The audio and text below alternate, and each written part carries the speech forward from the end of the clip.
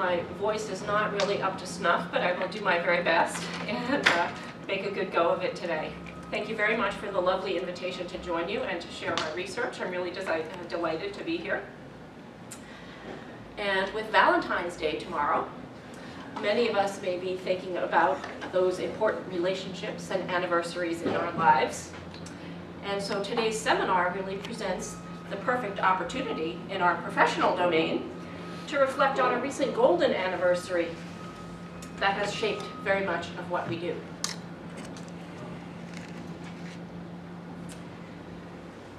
So in 2012, we acknowledged the 50th anniversary of the 1962 Highway Act and the important set of relationships that it brought into being in urban transportation planning. So the 1962 Highway Act required for the first time that states engage urban areas in a continuing, cooperative, and comprehensive process to plan for federal transportation infrastructure. And this process has since been known as the 3C process: continuing, cooperative, and comprehensive. And I'd like to use the opportunity presented by this anniversary to think big and to reflect on the seeds and the evolution of metropolitan planning and on the organizations that carry it out, metropolitan planning organizations. In getting ready for this talk, I revisited a discussion that appeared in the transportation planning literature a couple of decades ago, actually. And there was some attention and some debate about how research to date had really focused far more on the technical aspects of planning, data collection, analysis, forecasts, models, and far less on planning and decision-making.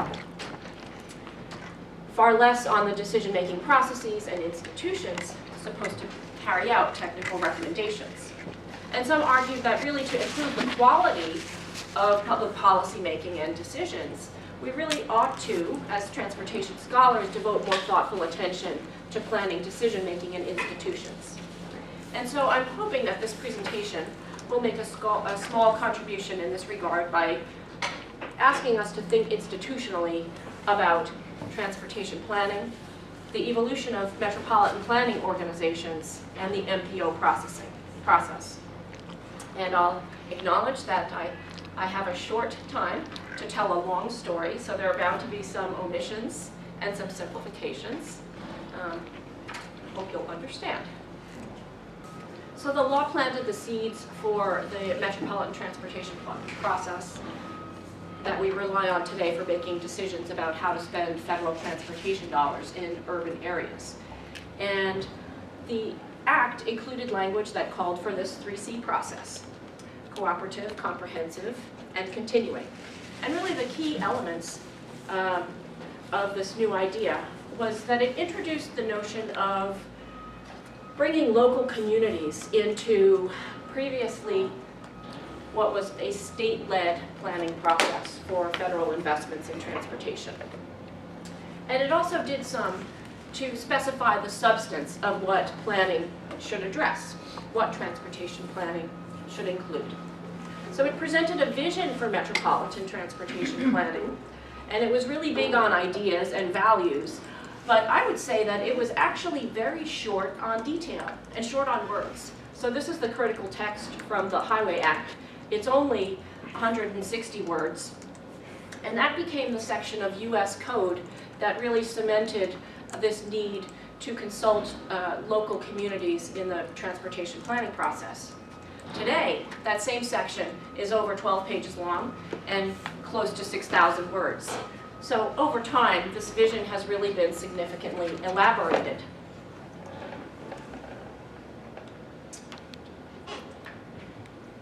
Since I'll be speaking a fair amount about metropolitan planning organizations, I want to just give a brief description about what they look like today, because you'll be hearing me say MPOs a fair amount. As many of you may know, they are federally required regional planning bodies. They consist of a voting board that is comprised of local elected officials and key representatives from transit agencies in a region, as well as state and federal agency officials. And they also include technical committees and staff. But this component that they're a voting board is very important. They produce two key things. They are responsible for delivering the long-range transportation plan for the region, sort of over a 20 or 30-year time horizon, what the region expects to occur in terms of development and growth, and how it perceives its transportation system responding to and playing a role in that growth. And it also is responsible for a shorter-term capital program called the Transportation Improvement Program, or TIP. And that really is far more concrete, kind of like a capital budget that says this is how we're going to spend the dollars available to us over the next 3 to 5 years. And importantly, there are also institutions that are in a bit of a twilight zone, because while they operate at the regional scale, they are working in the US governmental system, which really doesn't have a whole lot of governmental authority for regional bodies. So most of governmental powers to raise revenues, to pass laws and ordinances occur at state and local scales. So coming back to this idea of the vision that was established in this act, what I hope to convey in this presentation is that the act and the text that was critical to it really couldn't predict the important role that metropolitan planning organizations would play as they grew and evolved in a far more decentralized and multi-purposed transportation decision-making process. But it did set the stage for the evolution of MPOs, particularly larger MPOs, into increasingly robust regional institutions. And I'd like to convey also how this regulatory framework gave urban communities a legal foothold in transportation decision-making, how the 3C process and MPOs evolved, aided by subsequent federal legislation, and also exogenous factors in the larger policy environment. For example, the rise of social and environmental concerns as they relate to transportation.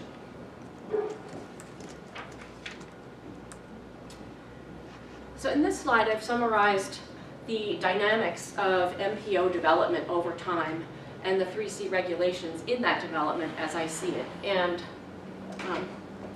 I'd like to point out what I understand as a dialectical relationship among different forces at play here that ultimately shape the practice of metropolitan transportation planning, our expectations of it, and also our experiences of it.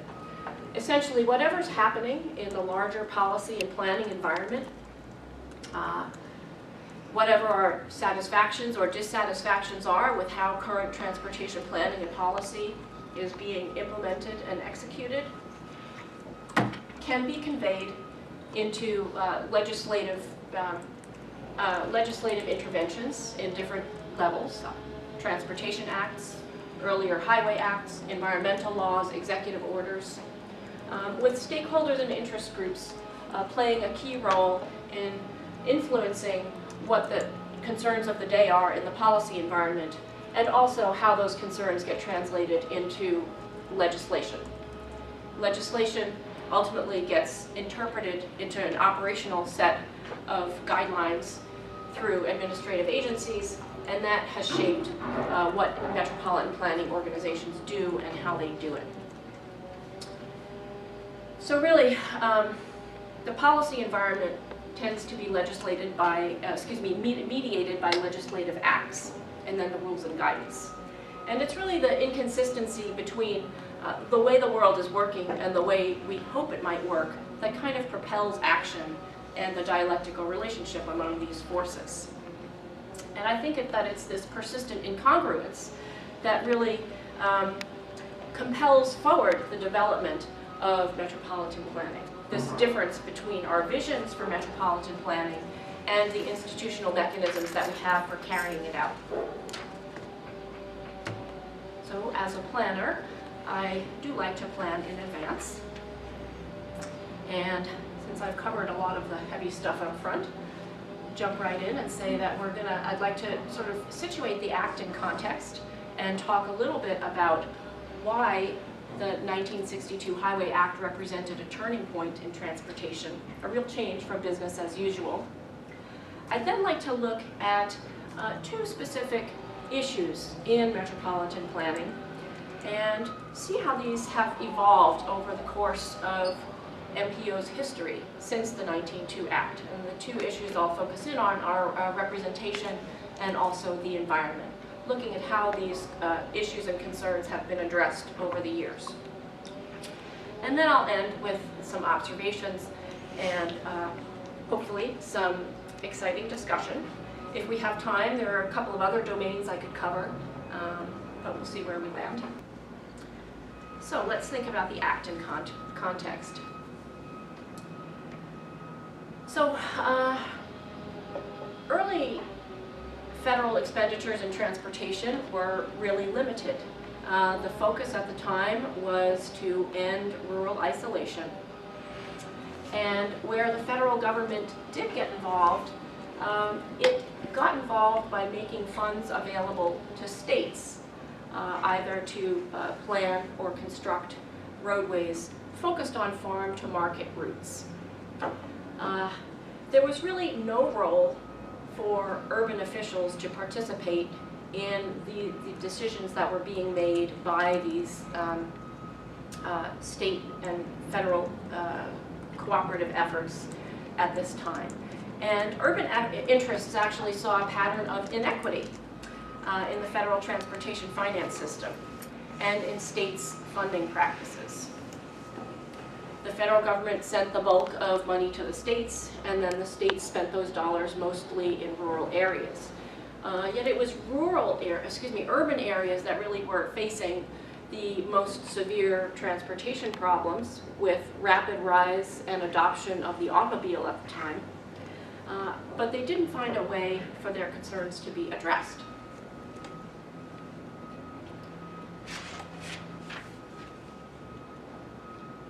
The 1956 Highway Act was really sort of a change. It represented a big change in the scale of involvement, and we know that.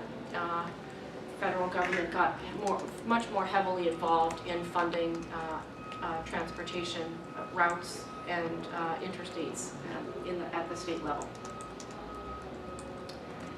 At about the same time, transportation studies represented one of the first formal commitments to regional institutions in transportation planning. And these were, they developed with some federal support, but also with independent support at the regional scale. And they offered a template for metropolitan planning organizations, which would develop later.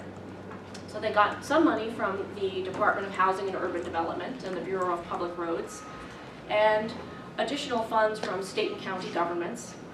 And the idea of the transportation studies was really, for the first time, to understand urban transportation patterns and needs. And CATS, LARTS here in the Southern California region, the Penn Jersey Transportation Study, they were pivotal examples of a regional scale or regional and urban scale effort to understand transportation and to have somewhat more control over what was being studied. The transportation studies were kind of a curious mix of proactive and reactive planning.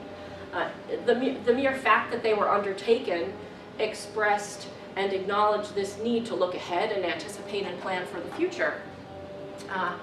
But if we look at what the transportation studies did, their technical work really involved estimating where and how much people would travel, where growth would occur, and then to plan the facilities needed to accommodate those projections.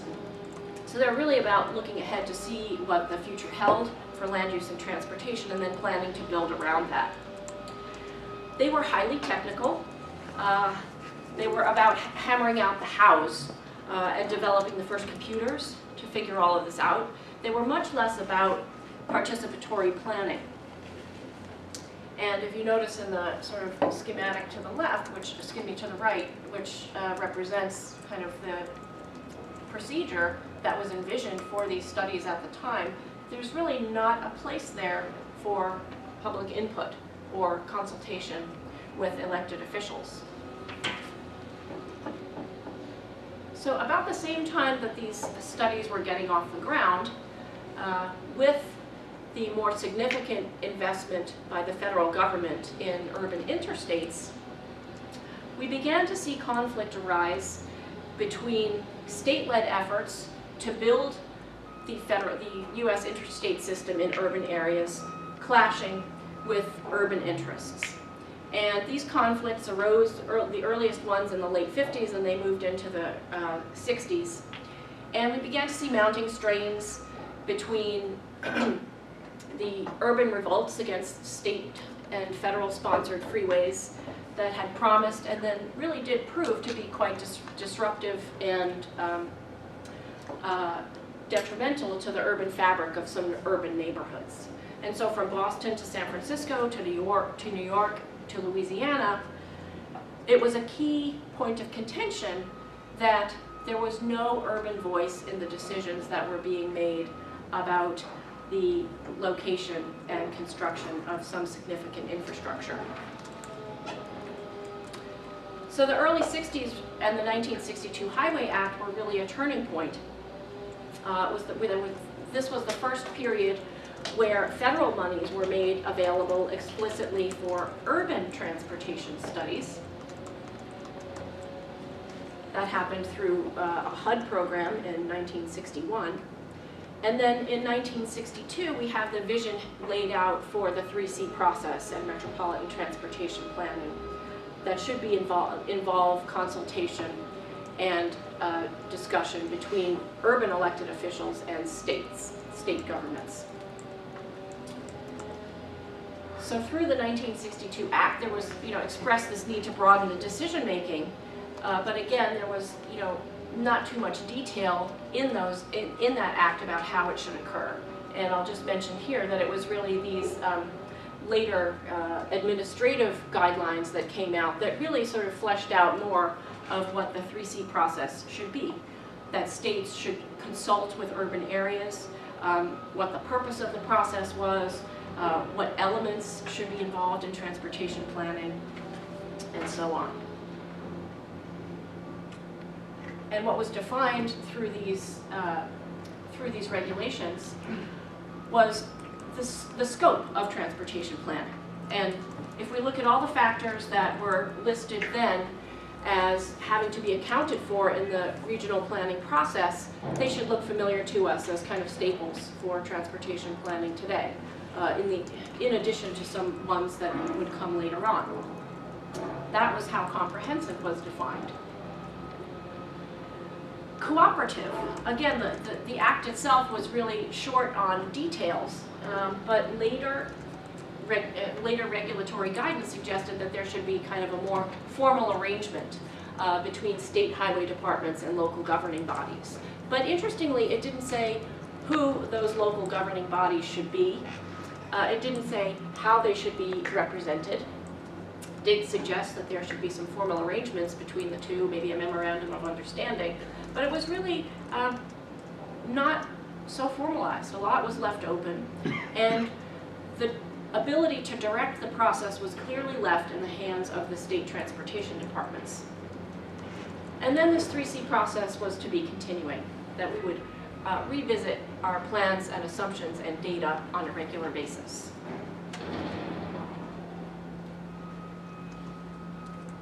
So, to think about the evolution of this process and the institutions behind it, I want to look at this question of who should be involved in transportation planning at the regional scale and get some understanding of how we've defined what local community representation has meant over time.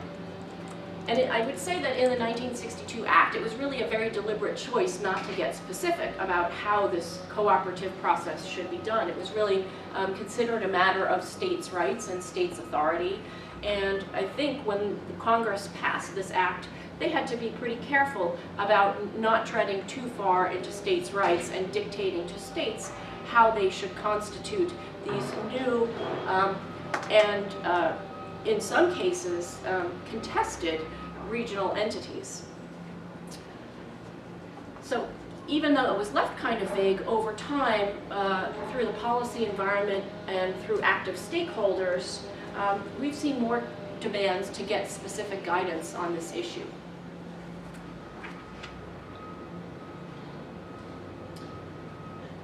So we have the 3C beginnings in the 1962 Act and then the subsequent regulations. And during this period, again, the constitution of the sort of consultation between states and regions was left up to the states. It wasn't until the early 70s that the federal government got much more specific and said that we need more than just a process. We would like to have formal organizations called metropolitan planning organizations, and these organizations should be comprised of elected officials from local governments. So this was the first time that we really stipulated an organization, an MPO. And if an urban region of a certain size did not have an MPO to be kind of the home or repository for this more democratic process for transportation decision-making, it would not be eligible to receive federal funds for transportation. And so that was kind of quite a carrot to dangle in front of urban areas and regions. And what we saw in the early and mid-70s was that states and urban areas quickly mobilized to identify the organizations and entities that would fulfill this role of the Metropolitan Planning Organization.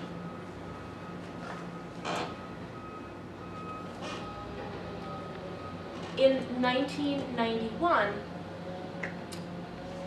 we see the issue of representation addressed yet again in federal legislation. And at that time, this law really placed a significant emphasis on broadening participation in the transportation planning process. So to include stakeholders who traditionally had not been involved, the business community, members of the public, community groups, other governmental agencies. And, it represented a significant challenge in some cases for MPOs because they struggled with how to create venues for meaningful involvement of a very diverse public.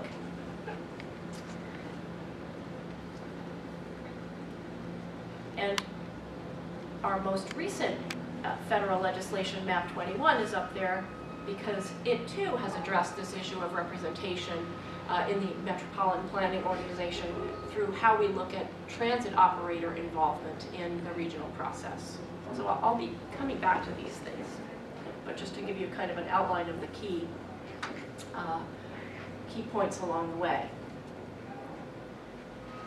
So again, in the mid-70s, after this stipulation was created through the 1973 Act, regions and states quickly created MPOs, and so that was really the time where we saw the most MPOs form, but they continued to form over time as urbanized areas grow to a certain threshold at which they're required.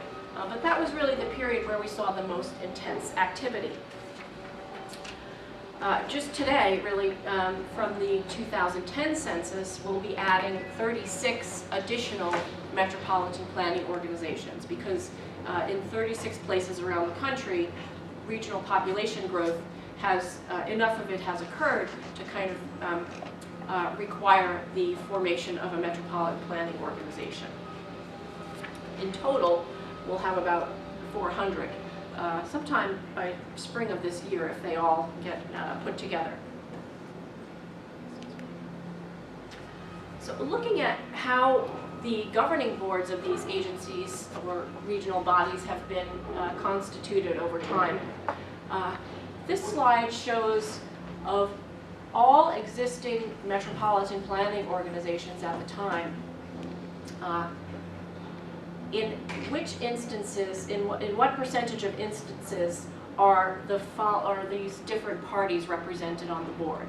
So we'll see, as one would anticipate, and perhaps as a sign that they are fulfilling the function that they were intended to fill, county and city elected officials are really very highly proportionally represented. So that means most MPOs have elected officials from counties and cities. State officials by the mid-70s were also pretty substantially represented in most. And this, I think, is an artifact and a reflection of the fact that this was really a state-led process early on. And we'll see the state influence begin to wane as time goes on. Interestingly, if you look at the representation of transit authorities in the regional process, it's not very high. And that's kind of surprising if you think about wanting to create a regional comprehensive process for thinking about how to make significant investments in an urban region. You'd probably want your transit operators to be at the table and be participating in this process. And yet there has been no formal requirement that transit operators participate in MPOs. But over time that's changed some. So this is back in the mid-late 70s. And look at how the board membership looks today. This is based on some work sponsored by the Federal Highway Administration. And we see again that city and county officials are very well represented. State transportation departments are somewhat less well represented than they were, but still well represented compared with the other interests. And notice the broad array of entities that are now participating in the regional transportation planning process. And this is really reflective of the impetus from ICE-T to open up the process and really bring in additional voices from the region. Not just local elected officials and the obvious players, but really to reach out and make sure other modal interests are represented. Members of the public are represented, school boards, and so forth. If we look here, also we see the bump up in the representation by public transit agencies. So today, public transit agencies are represented on MPO boards in about 45% of cases. Still not great, but a whole lot better than what it was. And with the implementation of MAP 21, I would expect that to increase, because MAP 21 has strengthened the requirements for transit operator participation in these bodies. So let's think about why the issue of representation matters. And I'll just reflect back on some work I did a while ago that actually got me thinking about metropolitan planning organizations and institutions in transportation. After ICE-T was passed, the Federal Transit Administration was interested in looking at how well MPOs had responded to this need to broaden the participation in the regional planning process, and looked specifically at the question of whether transit agencies had been capitalizing on opportunities presented by the fact that MPOs were supposed to be more multimodally oriented and be broadening participation.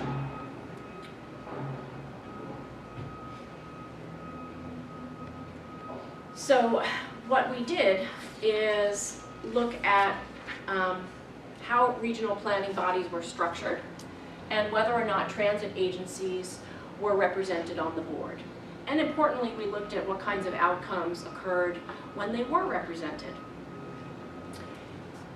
So yes, again, the MPOs were not required to have transit agencies on the board. And some had granted voting membership to transit operators, but some had not.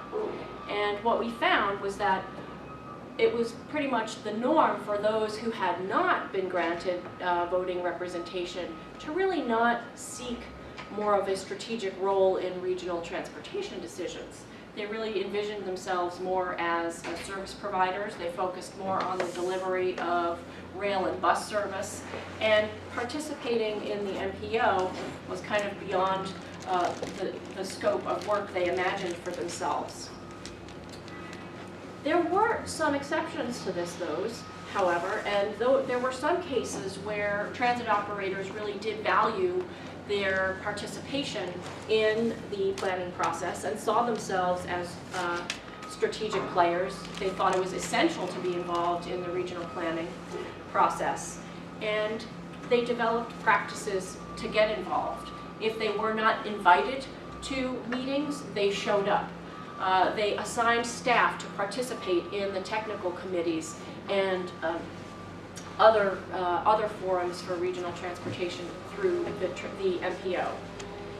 And what happened when they did this is that transit's interests tended to get better represented in projects that were selected by the regional planning body. And so, for instance, for projects that might not otherwise have even been on a transit agency's radar, a highway corridor study or an arterial reconstruction, transit operators were sometimes able to get transit amenities or accommodations built into the project, sometimes at no cost to themselves. So one really prominent example was an entity that was able to get bus pull-ins and completely revamped bus stops along the corridor. So membership in the body was important, and we'll see that it continues to evolve with MAP 21 as transit operators get more involved. So I think by looking at the representation issues, we can see that there has been flexibility among MPOs and within the regulations and guidance that constitute and prescribe or guide MPOs in terms of what they should do and how they should work. There's been a fair amount of flexibility to incorporate additional interests. So another example might be looking at how environmental issues have been addressed in the regional planning process for transportation. It wasn't really until the 60s, particularly the late 60s with the passage of NEPA, or the National Environmental Policy Act, where we really started to see concerns about the environment being taken very, very seriously. And with the passage of NEPA, for the first time, the federal government was required to show that if it was going to make an investment on a specific project or program, it had to evaluate the impacts, the environmental impacts of that investment. And so this is kind of a turning point or a milestone for seeing how environmental interests are entering into the policy process. For transportation, 1970 was an important year because the Clean Air Act amendments passed at the time really did sort of establish the legal authority for the federal government to get involved in the regulation of air pollution. And the regulation of air pollution is one of the key ways that environmental concerns have been represented or addressed in the transportation planning process.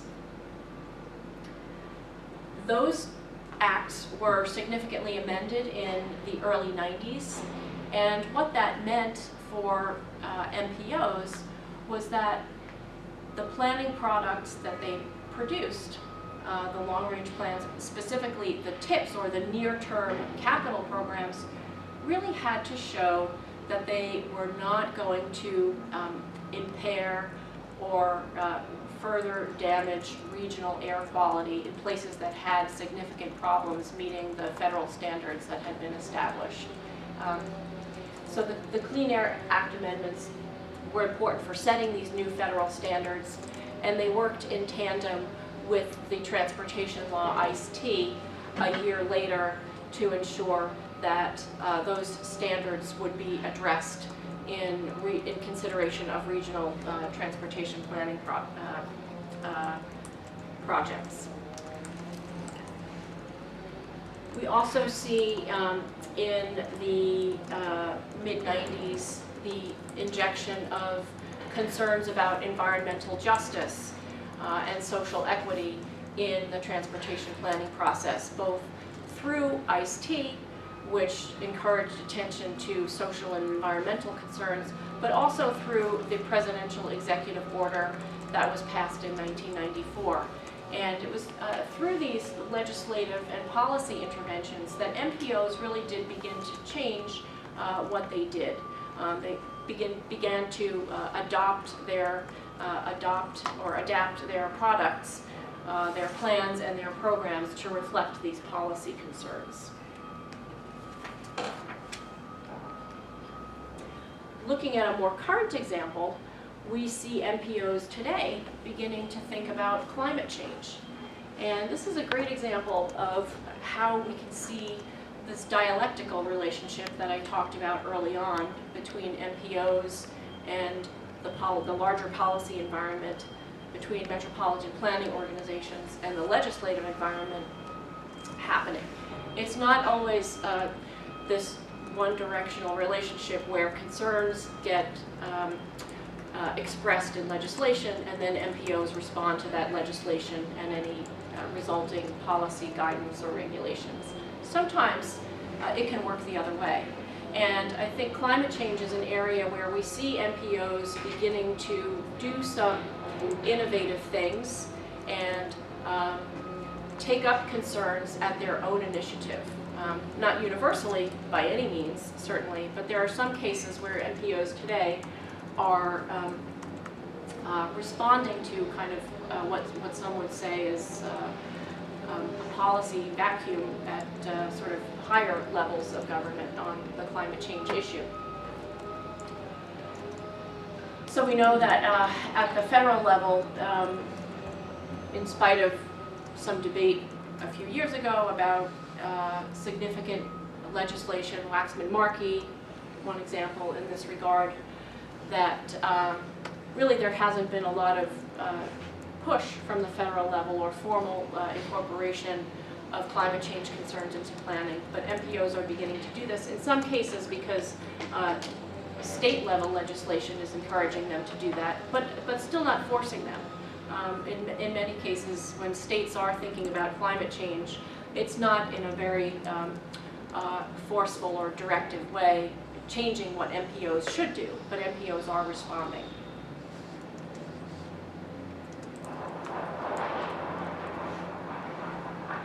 So what MPOs are doing on climate change issues, in the case of California, where there is state legislation requiring MPOs to address climate change, we see MPOs developing and responding to targets for greenhouse gas reductions and working through their regional plans and capital programs to show that the transportation investments they make will contribute to the achievement of greenhouse gas emissions targets.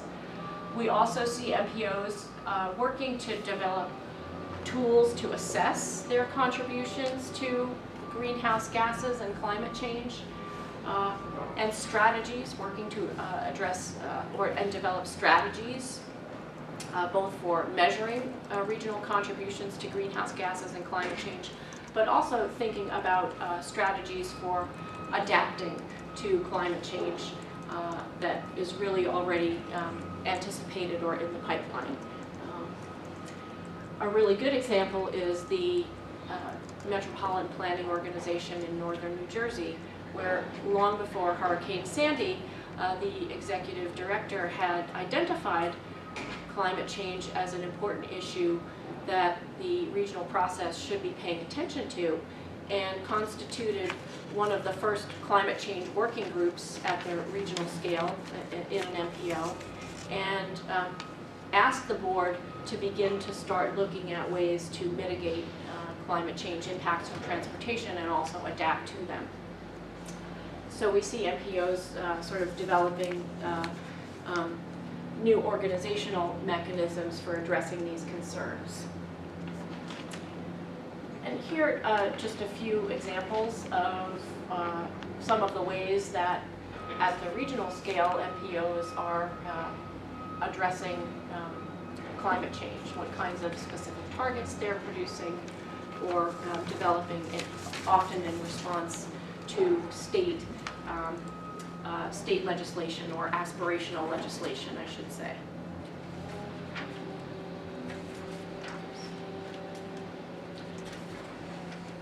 So, coming back to some observations. I think if we look at the trajectory of the metropolitan planning process since the 1962 Act, in terms of what it's supposed to encompass, the kinds of issues it's supposed to address, we will see a clear evolution. We'll also see some other things. And that is, we can observe in this evolution the really incremental nature of change in American government. We see how slowly concerns have been taken up over time. Really, it's the question of representation has taken decades to evolve, and it's likely to continue to evolve further. A big question on the representation front that's still outstanding is really how representative the voting structures are within MPOs, going beyond the question of who just sits on the board, looking at how they vote and how the weight of votes is accorded to representatives at the regional scale. So I think we'll see some continued evolution in that regard. We also see the U.S. federalist system making itself known in this process. As I mentioned early on, the Highway Act and the original vision that was laid out was really not very specific.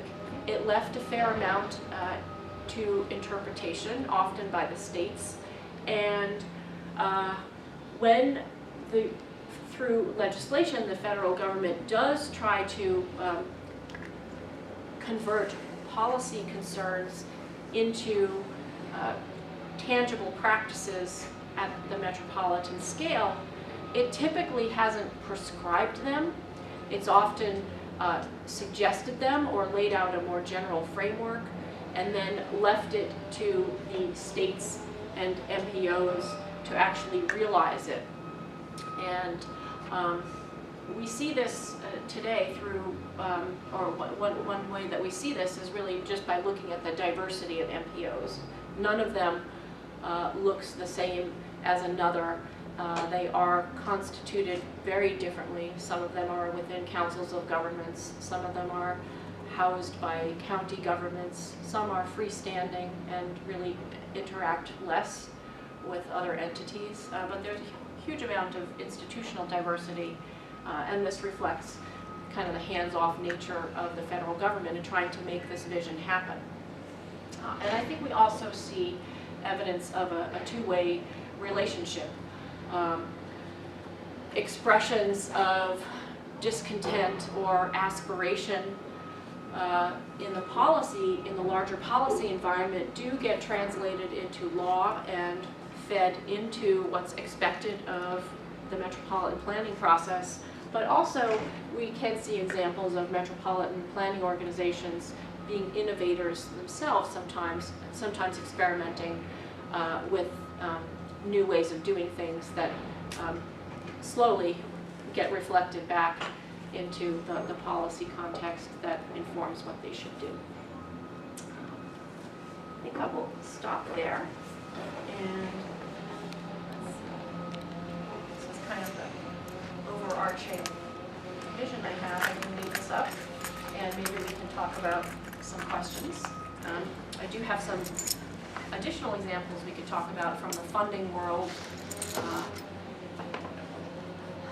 that would also suggest some of this evolution. We'll stop here. Yes? I'm wondering what your thoughts are on MPO, like the actual power that MPOs exert in terms of their influence on local governing bodies and the state level. I've heard it said, at least of California MPOs, that they don't have a lot of actual power. So I'm curious as to what you've seen and if you've seen differences in different regions. Yeah, how much power do they really have? I'd say it varies a lot, actually, and they certainly don't have as much power as a state government or a local government. Within the context of SB 375, just by way of one example, is everyone here familiar with that law? Yeah, okay. That's the law that's instructing now MPOs to make transportation investments in light of climate change and specific targets for reducing greenhouse gas reductions. That law implies that by specifying where the focused areas where we should invest in transportation, that land use and physical development will kind of follow, and that will grow in a smart growth pattern and be able to reduce automobile reliance and reduce greenhouse gas reductions. Well, within that law, MPOs really don't have a whole lot of authority. It's the local governments who will make choices about where to grow and develop. And that actual local control over land use tends to be a big disconnect.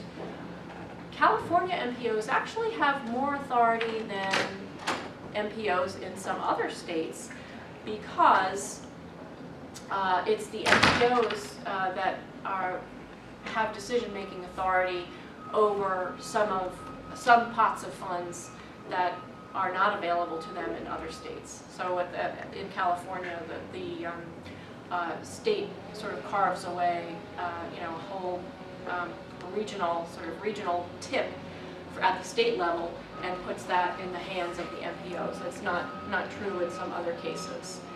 I think the question of MPO authority also depends on context-specific factors, the level of agreement and consensus among the local governments that comprise the MPO can make for a more powerful and more persuasive body.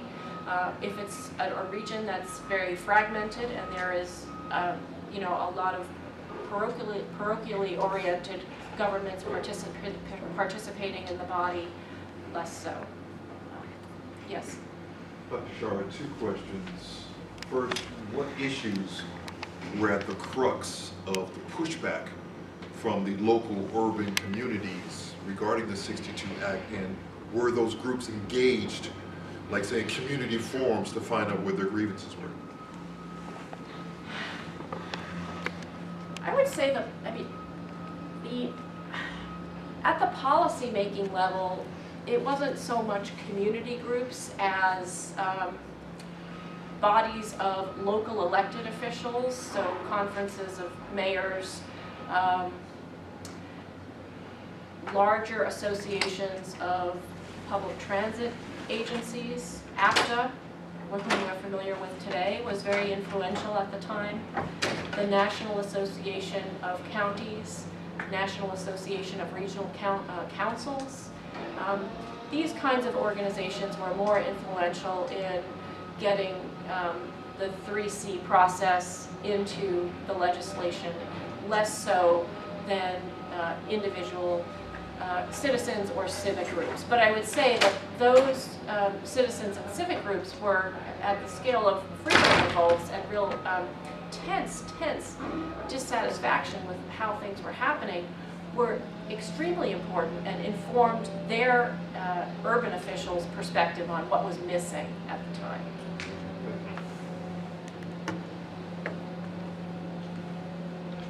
Yes? California has SB 375. Do other states have similar law in their states? Other states have statewide greenhouse gas reduction targets, but no state has really made this link between transportation, land use, and greenhouse gas reduction in the same way that California has.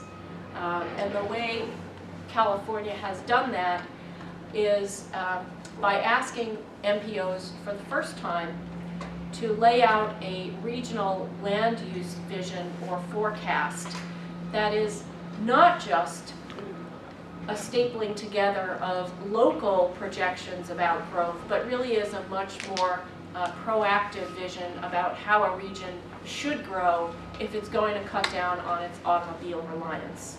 So it's not new that the metropolitan planning process has had to address land use.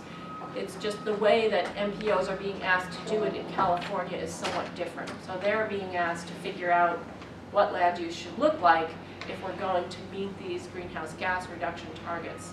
And then further, they're being asked to make investments based on that land use vision. So in principle, local governments, cities and municipalities that make development choices that support that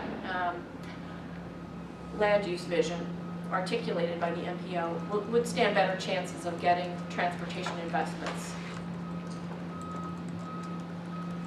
My turn? Yes, your turn. Sorry, I'm getting over the cold. There's a lot of literature on how government responsibilities are devolved to lower and lower levels of government, and that local governments in particular are taking actually an increasing role in terms of policies and decision making. So we have this nice MPO system here, which is actually funded primarily by the federal government. And yet most of the money in transportation is no longer coming from the federal government. So do you see some of this evolution as being related to the more broad devolution, and particularly devolution of where the money comes from in transportation? Yeah, I mean, the whole devolution question is really extremely important, and the increasing role of local governments in transportation has very big consequences for this process. I'll answer the question more specifically as it relates to finance. So increasingly, we see local governments stepping up to the plate to fund their own transportation investments rather than waiting for federal and state dollars to materialize. We know that there's great reluctance to increase the gas tax or investigate new sources of transportation funding. And local governments are creating their own funding sources, very, very evident in this region alone through the different transportation measures that have been passed here. What this means for regional planning and planning at the metropolitan scale is that there has to be a careful linkage between what's happening at the regional scale and what's happening at the local scale. And when we enable and encourage local efforts to pay for transportation, sometimes that connection can get lost. So local governments may be enabled to fund and pursue their own projects without really thinking about this larger regional picture. And that can be very attractive for local governments that want to target their own needs. But I think that there are institutional ways that we can make these two phenomenon and two ways of thinking speak to one another more effectively. And I think that's important, actually. I could think of an example from Texas that is maybe not the way we want to do it, but I don't know if that answered your question. Well, now I want to hear about these ways to get this together. Okay. Well, I think one of the biggest things we can do when we look at local initiatives to raise and make decisions about transportation dollars is to institutionalize some kind of relationship or consistency with larger regional planning. And there's the rub. the reason local governments want to raise their own money and pick their own projects is that they feel their needs are not being met by this process. But it is, if we're going to have thinking about transportation that occurs on a system-wide basis and a larger scale than just the local one, I think we need to have a mechanism for making that conversation and that type of thinking possible. An example, the example I'm thinking of from Texas. Texas, a few years ago, enabled what are called regional mobility authorities. The name is fairly deceiving, actually, because what they really are or can most likely be, are county mobility authorities. And a regional mobility authority is something that was enabled by state legislation. The state government came together and said, you know what, we'll now allow counties, a single county, or maybe in some cases multiple counties or parts of counties, to organize themselves into these mobility authorities. And they can have bonding power, they can raise money for constructing transportation facilities that will bring in revenue. If they can show that there's a way to pay for something, they can do it. However, when it constituted the capacity for these authorities, it did nothing to encourage the conversation between the regional mobility authorities and the existing metropolitan planning organizations. And there are ways that you could do that. For instance, ensure that there are representatives from the MPO sitting on the board of the Regional Mobility Authority, or ensure that projects envisioned by the Regional Mobility Authority are somehow consistent with larger long-range plans, just so that we don't wind up making investments that could be at cross purposes. Yeah, that's good. Thank you. Other questions? You seem to be interested in the democratization of the planning process for transportation policy, but wouldn't you say that in the 51 years since this Transportation Act that transportation has spent much longer in the planning stage, and many citizens groups are more interested with transit not being built, either not being built in places that isn't where they are or not being built at all? I'm not sure I follow the second part of your question. I think you're Are more saying that concerned with. I think I'm saying it's that, drawn out the process, and it's easier to oppose things. yes, citizen groups, particularly here in California where we have the EIRs, are often designed in opposing transit projects. For example, the Regional Connector and the East Side Phase 2. And there also, in Southern California, we have this huge balkanization where various parts of LA County fight for transit dollars, often at the expense of other parts. So in other words, the democratization of giving everybody a voice also means that everybody can object. Yes, that's true. And it's particularly true when we bring environmental laws and procedures into the picture as well. That's very true. And it's a frustration. I mean, there have been efforts to allow for more environmental streamlining. I think it will be an interesting test case to see what happens with SB 375 in that regard.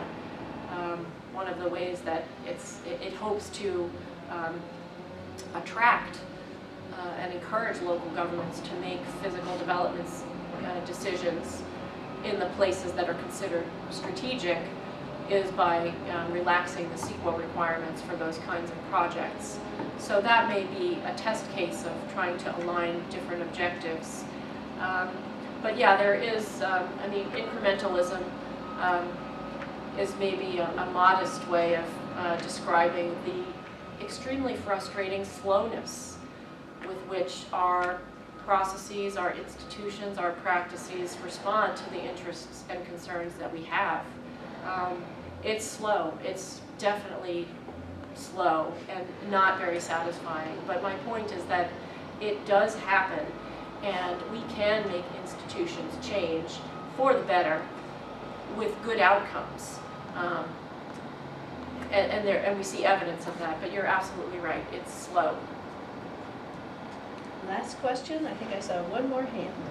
So, what would be the impact of MAC 21 for MPO practices?